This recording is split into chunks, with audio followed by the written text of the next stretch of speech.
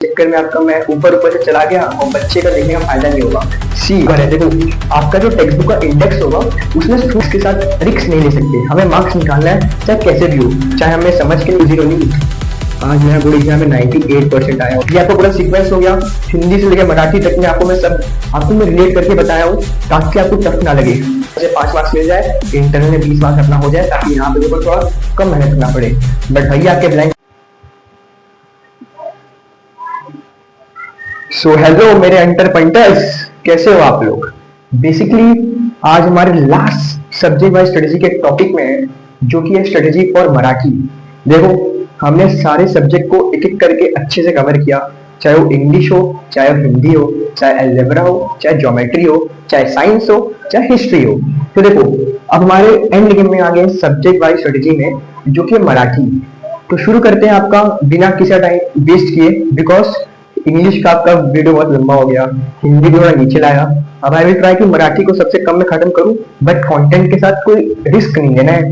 ये नहीं कि जल्दी खत्म करने के चक्कर में आपका मैं ऊपर ऊपर से चला गया और बच्चे का देखने का फायदा नहीं होगा। सी मैं मानता हूं अगर आप अपना 20 मिनट 30 मिनट मुझे दे रहे हो तो आप उससे अपना बेस्ट आउटपुट लेके जाओ।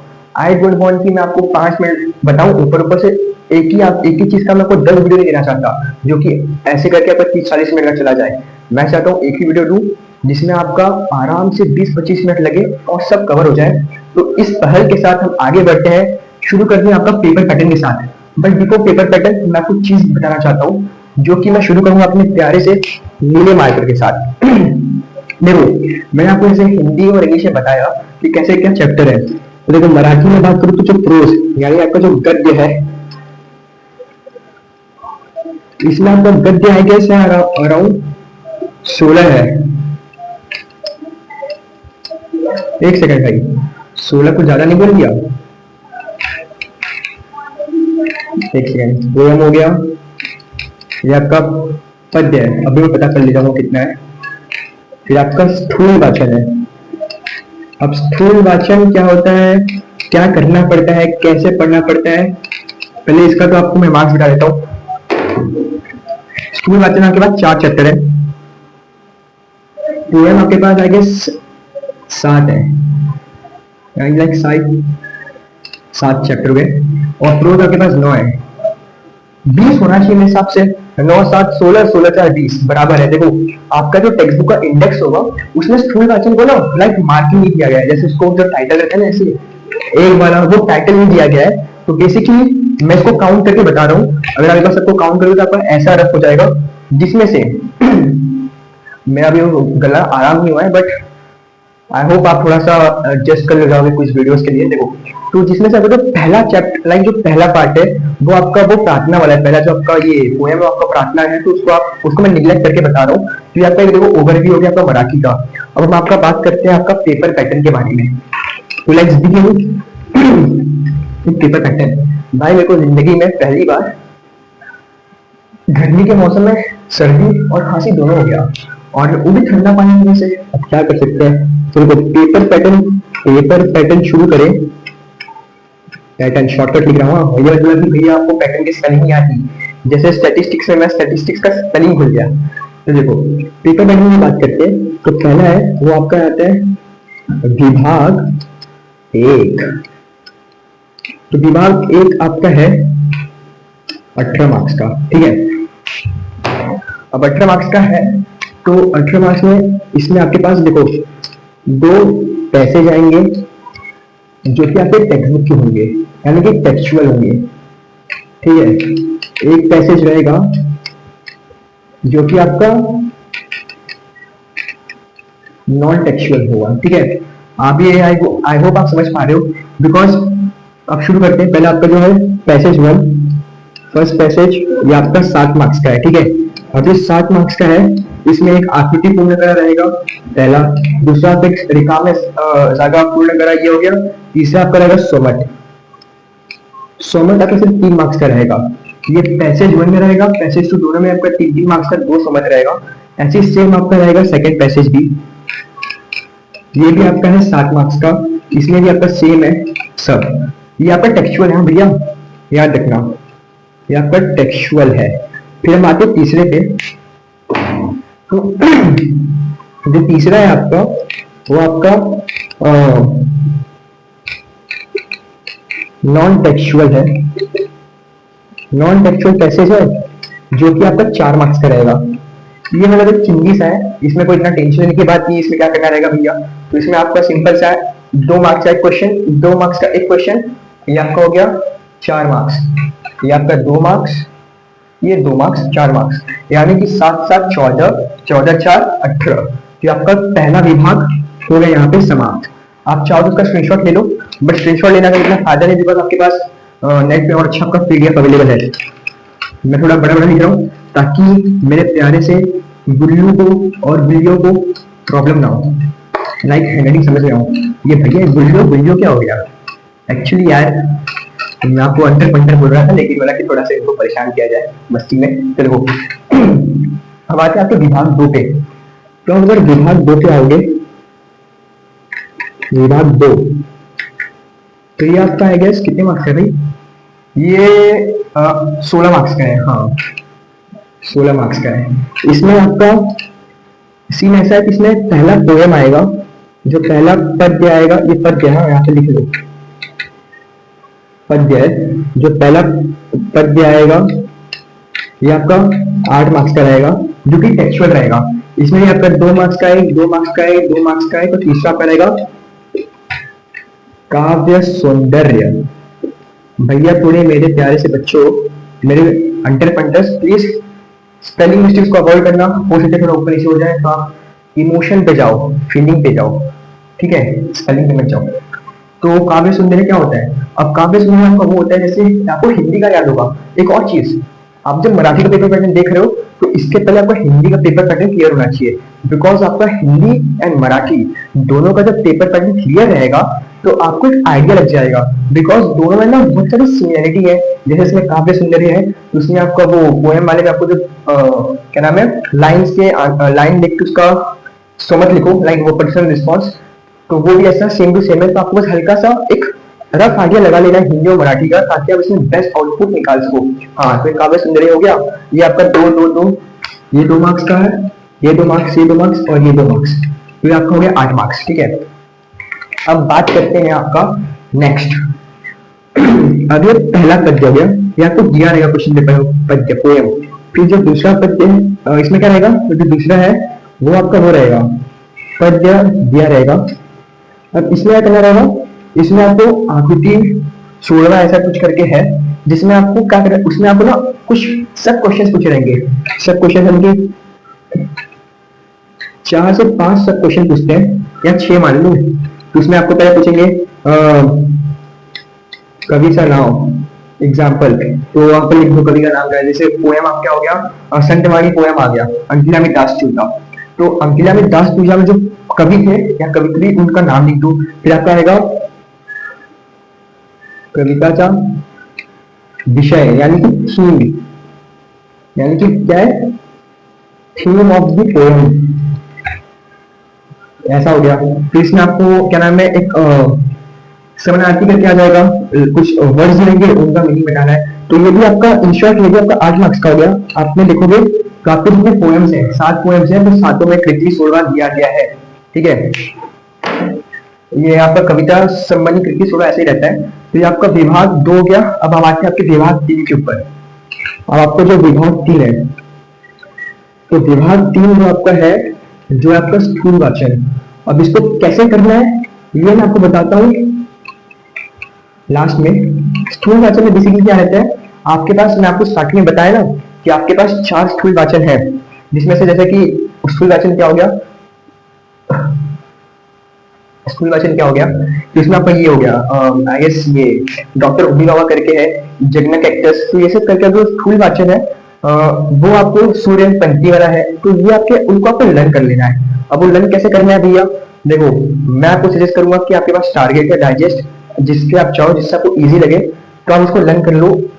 आगे 6 से 7 ही क्वेश्चन होते हैं एक चैप्टर में, बट लेंथी होती है, थ्योरी हो गया कि जैसे अगर आप महाराष्ट्रियन हो, जैसे कि आपको मराठी अच्छे से आती है, आप समझ लेते हो, बोल लेते हो, लिख लेते हो, तो आप बस उसको 40 to 50% समझ भी गए, तो आप स्थूल वाचन में यहाँ से, ये आपको 6 मार्क्स का है, तो आप मार्क्स निकाल ले जाओगे, आपको मार्क्स मिल जाएगा।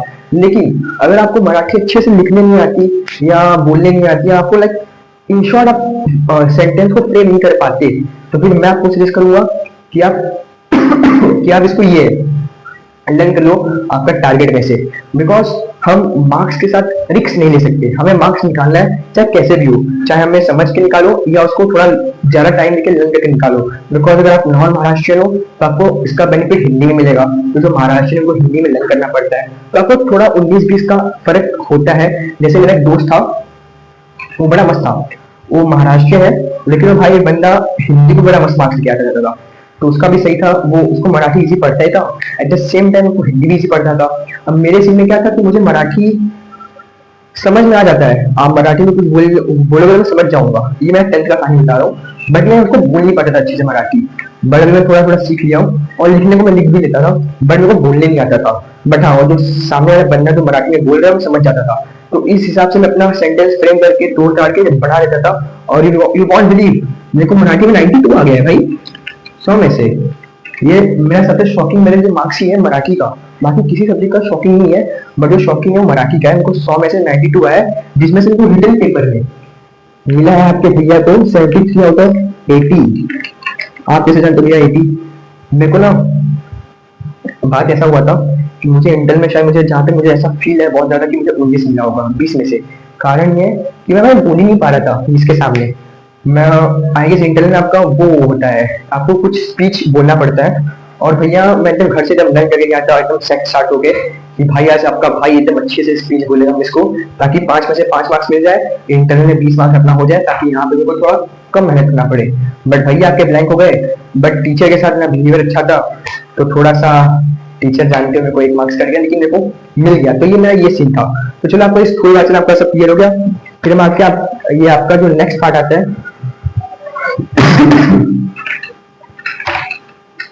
एक्चुअली सॉरी हाँ मेरे प्यारे से गुड्डू गुड़िया, क्योंकि बात ऐसा है ना, जब खांसी हो गया है यार पता नहीं क्यों, और मेरे को पहली बार ऐसा हो गया है गर्मी में खांसी। अब मैं चाहूँ तो गले को आराम दे दूं, लेकिन फिर आपका ना वीडियो डिले हो जाएगा।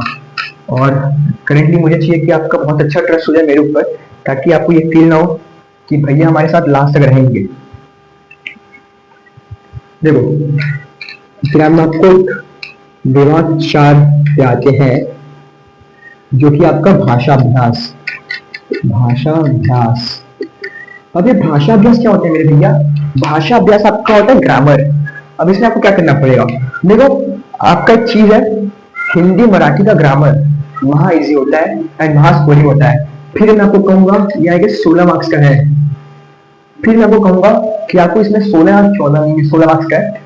फिर मैं आपको कहूंगा कि आपको इसमें मार्क्स फुल मार्क्स निकालना है, इसमें आपको 16 में से 16 लाना है चाहे कोई भी कंडीशन में।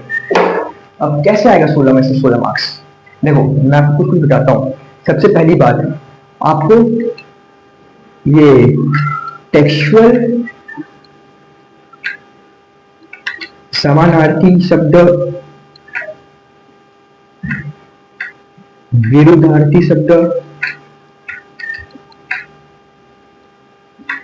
वचन बदला आणि माझा मार्केटचा इंक खत्म होत आहे। वचन बदलातील लिंग ओळखा,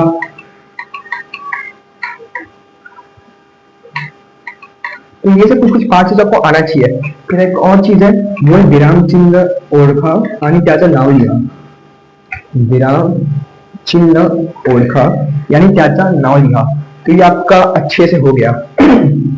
एक और इसमें एक चीज है वो आपका प्यारा सा है,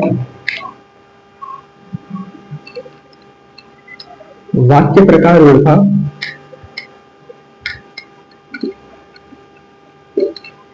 आणि वाक्य बनवा, ऐसा कुछ है जिसमें ऐसा करता है या तो हिंदी के जैसा है, जो आपका ऐसा है कि मुहावरे वाला पार्ट है ना, वो आपका सेम ऐसा है। इसमें आपको वाक्य प्रकार ओळखा रहेगा, उसमें आपको मुहावरे टाइप का है, वो आपको ऐसा पैटर्न हो गया। तो बेसिकली आपको ये सब कर लेना है। इसमें मराठी में एक और आपका है आज्ञार्थी, फिर विधानार्थक, ये सब करके है आपका। तो ये सब आपका मराठी का जो भाषा अभ्यास है बहुत इजी है, एंड वंस अगेन आपको इसमें मार्क्स यूज नहीं करना है। सिंपल सा फंडा है इसका, गुरु मंत्र आपका आई मीन कैपिटलिस्ट गया इसका ये है एटलीस्ट ज्ञान आपका ये है कि भैया मार्क्स लूज नहीं करना है, don't lose marks in grammar, चाहे कुछ भी हो जाए। अगर आप ऐसा कर ले जाओगे तो आपको बहुत ज्यादा फायदा मिलेगा आपके बाकी चीज में।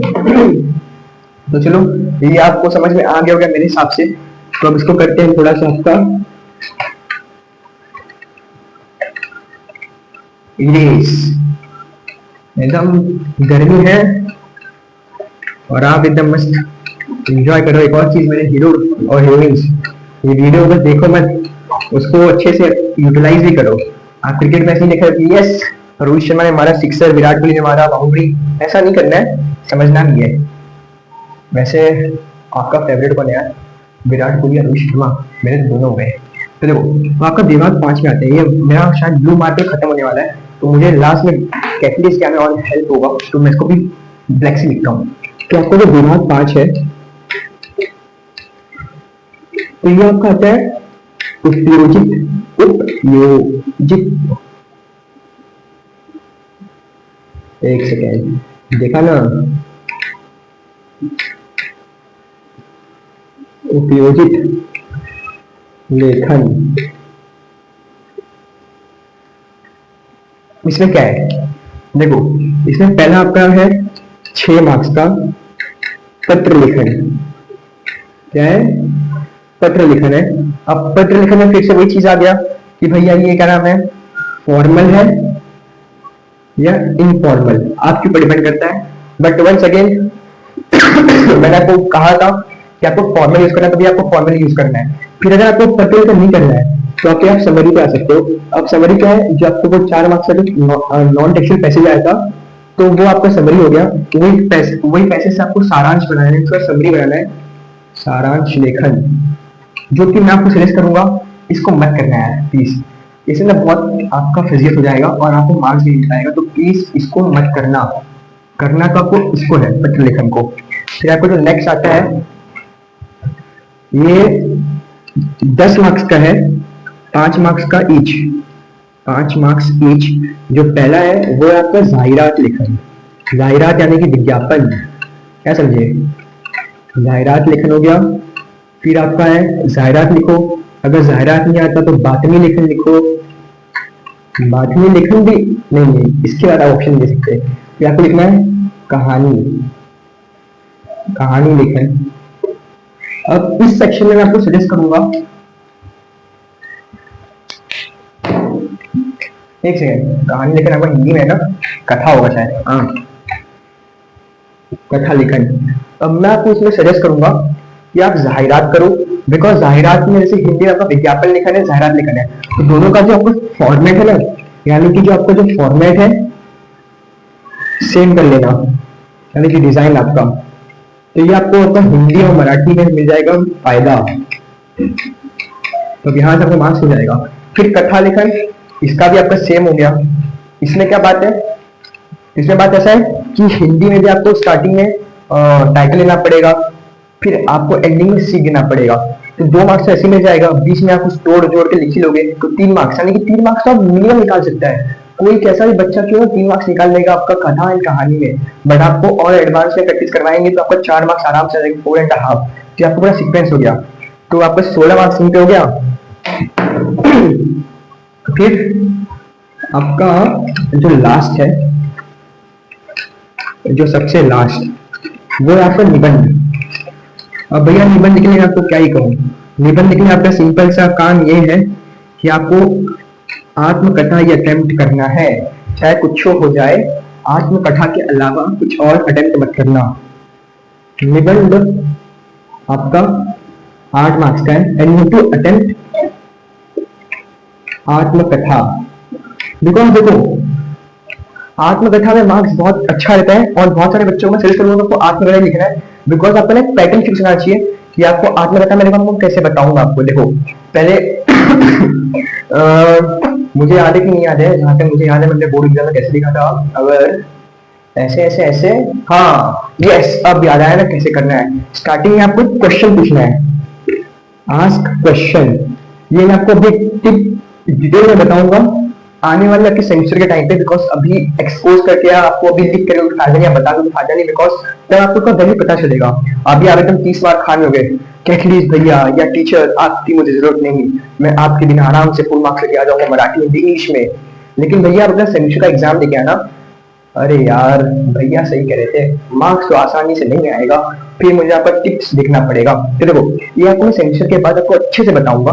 तो पहले आपको स्टार्टिंग में क्वेश्चन पूछना है, क्वेश्चन पूछ लिए हिंदी और मराठी के निबंध दोनों के लिए कह रहा हूँ, remember this, I am telling for you both Hindi as well as Marathi. तो पहले स्टार्टिंग में क्वेश्चन पूछ लिए, फिर आपको क्या करना है, आप जैसे कि आपको अगर पुस्तक के ऊपर आत्मकथा आ गया, पुस्तक यानी कि बुक, तो आपको ऐसा बुक एक्ट करना है। और सबसे मेन चीज आपको उसका जेंडर पता होना चाहिए, यानी कि उसका लिंग पता होना चाहिए, पता होना चाहिए। ये नहीं कि किताब है तो पुल्लिंग बना दिया, आप बोल रहे हो वो जो ऑब्जेक्ट है वो है पुल्लिंग, आप बोल रहे हो मैं स्त्रीलिंग हूँ, ऐसा नहीं करना है बेटा। वो आपको उसके जैसा बोलना है, मानना कि आप वो किताब आप ही हो, लाइक पुल्लिंग आप ही हो या जैसा भी है। तो फिर वहां पे उसका वो टॉपिक का इंट्रोडक्शन लेना है कि मैं ऐसे थी, मुझे मालिक ने ऐसे खरीदा। फिर आपको यहाँ पे मैं आपको एक चीज बताऊंगा जो कि आपका यहाँ पे बाकी बच्चे से, वही जो सीधा को बताया था, 95% बच्चों से आप हो जाओगे, 95% से आप हो जाओगे अलग, एंड आप हो जाओगे टॉप के 5% में। रिमेंबर दिस, ये यूज करते ही कर दिए। फिर आप सेकंड पैराग्राफ ऐसे करोगे, फिर आपको मैं एंडिंग में दोबारा बताऊंगा, एंड फिर बीच में आप ऐड करोगे कुछ कोट्स।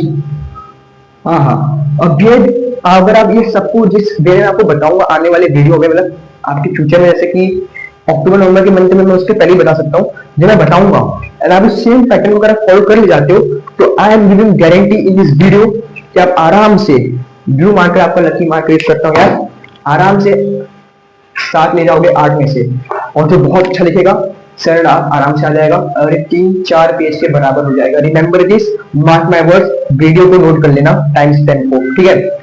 ये आपको पूरा सीक्वेंस हो गया, हिंदी से लेकर मराठी तक में आपको मैं रिलेट करके बताया हूँ ताकि आपको टफ ना लगे। एक चीज आपने कहा था ज्योग्राफी के टाइम पे कि आपको मैं ऐसा पेपर पैटर्न बताऊंगा, आपको मैं ऐसा स्ट्रेटजी बताऊंगा लैंग्वेजेस में जो आज तक कोई नहीं बता रहेगा, और ये सिर्फ उसका 4% है, पूरा 96% बताना भी बाकी है। और आपके बोर्ड एग्जाम से पहले इस लेवल पे आपको तैयार कर दूंगा कि आपको कोई रोक नहीं सकता, कोई आपको टक्कर नहीं जाएगा। रिमेंबर दिस, आपको इसे मैं बता दिया। अब आपको मैं कुछ इंपॉर्टेंट पॉइंट बता देता हूँ जिसकी, जैसे हम आपका कहते हैं कैटलिस्ट ज्ञान, थोड़ा भाई सजा दो कैटलिस्ट ज्ञान के लिए अच्छे से। अब आपके जो लास्ट सेगमेंट है जो कि कैटलिस्ट ज्ञान, हैशटैग कैटलिस्ट ज्ञान में आते हैं।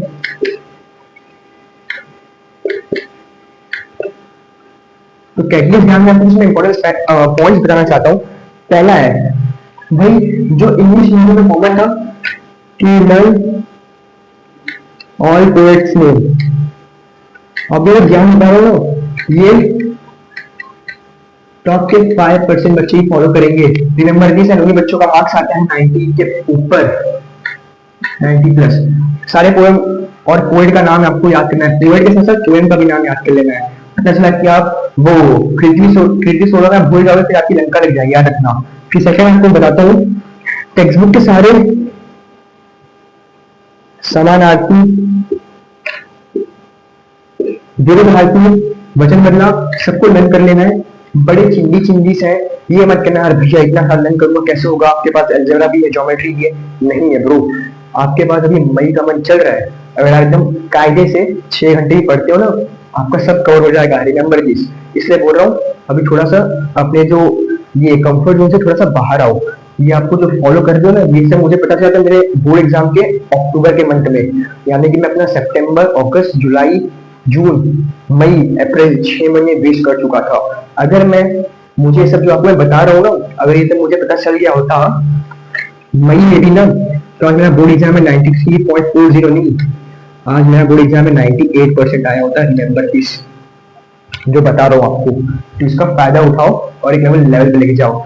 ये सत्य बात है कि बोर्ड एग्जाम इतना कोई पूछता नहीं है रिजल्ट 10वीं का 12वीं का आने वाले टाइम में, बिकॉज स्किल मैटर करता है। लेकिन ये जो मार्क्स है ना, ये आपको ऑरा बनाता है। लाइफ में आपको डाउन फॉल में जाओगे ना, तो मार्क्स के साथ आपके चेहरे पे कॉन्फिडेंस आएगा कि भाई मैंने फोड़ा है और आगे भी फोड़ूंगा। रिमेंबर दिस, तो हल्के मत लेना मेरे कैटलिस्ट ज्ञान को या आपकी टीचर्स के एडवाइस को भी, क्योंकि टीचर्स और मैं एम सिंपल से वो आपको पढ़ाएंगे, मैं आपको सिखाऊंगा, मतलब आपको मैं रास्ता अच्छे से बताऊंगा। एंड बोला है कि आप बेस्ट पे जाओ, क्योंकि मैं ऐसा कर चुका हूँ। टेक्निकल पे समानार्थी कर लिए। तीसरा मोर इम्पोर्टेंट, सबको फाइंड करना है कोर्स रिलेटेड टू चैप्टर। ये कॉमन लग रहा है आपको, लेकिन ऐसा करोगे मुझे पता है, इसलिए बोल रहा हूँ कर लेना, क्योंकि आपको इजी इजी लग रहा है, लेकिन ये सबका यही चीजें, ये जो है ना वो करता नहीं है, और जो कर लेते हैं वो यहाँ पे आ जाता है। वही फिर वही बात हो गई, find course related to chapter. Course हो गया आपका, लाइंस हो गया चैप्टर। टॉपिक के रिलेटेड आपको लाइंस फाइंड करना है, और किसमें? मराठी में। ये नहीं कि मराठी के पेपर में अंग्रेजी थोप के आ गए और फिर टीचर बोलेगी जा बेटा you know English lot, get the marks 0, ऐसा नहीं होगा। तो आपको कोर्स हो गया। एंड फिर आपको मैं स्कूल क्लास में बताया था, एक बार फिर बता देता हूँ। स्कूल क्लास में आपको मैं कहूँगा कि टारगेट से लर्न कर लो। मैं आपको एक अच्छा सा वीडियो बताऊंगा जल्दी कि टारगेट वर्सेस डाइजेस्ट क्या बेटर है करना, किस सब्जेक्ट को ऐसे डील करना चाहिए टारगेट और डाइजेस्ट से। तो स्कूल क्लास में लर्निंग कर लो, इजी पड़ेगा। फिर वही मैं आपको बताया, महाराष्ट्र नॉन महाराष्ट्र का सेग्रीगेट कर लो। जो महाराष्ट्र है, जिनको मराठी से समझ में आता है, वो अपना बना भी लेंगे, अच्छे से फ्रेम कर लेंगे, तो उनके पास ऑप्शन है बेटा। आप लोग यहाँ पे 6 मार्क्स को लूज मत करना, 6 नहीं तो एटलीस्ट 5 मार्क्स तो आपको निकाल लेना है, 5 में से 5। और बोर्ड एग्जाम में मार्क्स मिलेगा, स्कूल एग्जाम में आपको मार्क्स नहीं मिलेगा। देखो स्कूल में आपको 4-5 देंगी, बट बोर्ड एग्जाम को मार्क्स मिलता है। तो ये पूरा आपको कैलकुलस ज्ञान यहाँ से हो गया। एंड अगर आप इस वीडियो को लास्ट तक देखोगे तो आई एम डैम श्योर आपको बिलीव होगा पूरा अपने आप के ऊपर, मेरे ऊपर। तो इसको आप कंटिन्यू रखना। तो इसी के साथ अपना जो सब्जेक्ट वाइज स्ट्रेटेजी चालू किया था हमने अलजेब्रा से, वो आके खत्म होता है मराठी पर। But this is not the end, this is just a beginning, because I am with you till the last day of your board exam. And अगर भगवान चाहे तो उसके आगे भी रहेंगे 11th 12th, डोंट वरी, उसको बाद में देखेंगे। बट हाँ, तो आप उसको अच्छे से करना। तो फिलहाल के लिए that's all from this video. आने वाली वीडियो में हम बात करेंगे बाकी चैप्टर्स के लिए। मैं सोच रहा हूँ सब्जेक्ट वाइज के बाद आपका चैप्टर वाइज स्ट्रेटेजी भी लाने का, जिसमें आपको मैं सारे चैप्टर्स को बताऊंगा। अब वो प्लानिंग कैसे सेट होता है या बैठता है वो देखा जाएगा। बट फिलहाल मैं आपको मैंने आपको सब कंप्लीट कर दिया है। Algebra, geometry, science 1, science 2, history, geography, English, Hindi, Marathi, 9 subjects all done and dusted. That's all for catalyst भैया। कमेंट में कैटलिस्ट आर्मी लिख देना यार। आप लोग बस वीडियो देख रहे हो, कुछ लिख दिया करो, लाइक वाइक कर दिया करो। ऐसे मैं कहता नहीं कि सब्सक्राइब करो चैनल को, बट यस अगर आपको कंटेंट अच्छा लगे एंड अगर आपको कंटेंट और अच्छा मिलेगा, बिकॉज अभी एज अ बिगिनर मुझे कुछ कुछ चीजें अच्छे से भी सीखना है, जैसे एडिटिंग हो गया। यहाँ देखो अभी माइक को देख लो। अब मैंने क्या सोचा है, माइक बैकग्राउंड नॉइज को कैंसिल करेगा, लेकिन माइक भैया नॉइज आ ही रहा है। तो एक लाइटिंग हो गया। अब लाइटिंग यहाँ पे है, तो अब मेरा चेहरा तो एकदम काला काला आ रहा होगा यहाँ तक, यहाँ पे लाइट ठीक आता है, यहाँ पे देखो तो काला आ जाता है। तो उसको हटाओ, चेहरे को कौन क्या करना है। मैंने आपको बोर्ड दिख रहा है क्लियर, काफी है। बच्चों ने कहा कि भैया हैंडराइटिंग सही करो। I am trying my best. I hope आपको कुछ कुछ समझ में आ रहा होगा, बट आने वाले वीडियो में परफेक्ट हो जाएगा, डोंट वरी। सी ये सब कुछ कुछ चीजें है, जिसको गलती निकालना है वो गलती निकालेगा, इसमें कोई डाउट नहीं है। लेकिन जो जेन्युइन बच्चे होते हैं, लाइक जो टॉप के बच्चे होते हैं या जो ऑनेस्ट बच्चे होते हैं, ये नहीं कि सब टॉप वाली, जो अच्छे एवरेज बच्चे भी रहते हैं ना, अगर वो अच्छी से चीजों को सीख ले तो मार्क्स मिल जाता है एंड आपको एक अच्छा लेसन भी मिल जाता है। तो मैं अपने टाइम पे टीचर के बीच में कोई वो कमी निकाल रहा था, अरे सर आपका हैंडराइटिंग अच्छा नहीं है, ऐसा कोई आप लोग इसको कहता नहीं है। आप लोग कहना है कि हैंडराइटिंग का बड़ा लिखो। एंड जो कॉमन है भाई, मैं होता ऐसे स्टूडेंट तो मैं भी यही कहता कि थोड़ा बड़ा लिखो। उसको मैं नहीं कह रहा हूँ, आपको नहीं कह रहा हूँ, बट बता रहा हूँ बाकी बच्चों का, हैंडराइटिंग बड़ा लिखो। ये आपने पढ़ाया नहीं तो सब कॉमन है, ये तो सभी बताते हैं, बट जाके लोग फॉलो करना बेटा, फॉलो कोई नहीं करता, remember this. So that's all from this strategy video. I hope आपको पसंद आया होगा। तो चलिए मिलते आने वाले वीडियो में, तब तक के लिए tata, bye bye, I love you all lot.